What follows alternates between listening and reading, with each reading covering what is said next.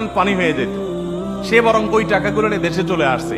এরপর আমার সাথে একদিন দেখা হওয়ার পরে বলে, ভাই আল্লাহ সুবহানাহু ওয়া তাআলা আমাকে গর্তে পড়তে যাচ্ছিলাম, ধাক্কা মেরে মক্কা থেকে দেশে পাঠিয়ে দিয়েছে।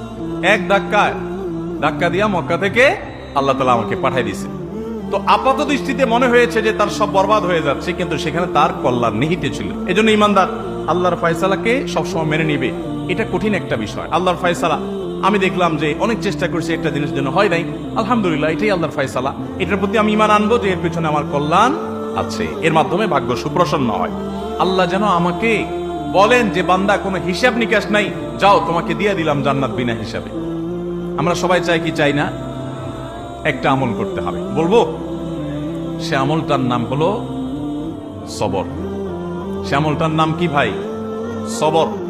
ইন্নামা ইউওয়াফাস সাবিরুনা আজরাহুম বিগাইরি হিসাব। আল্লাহ বলেছেন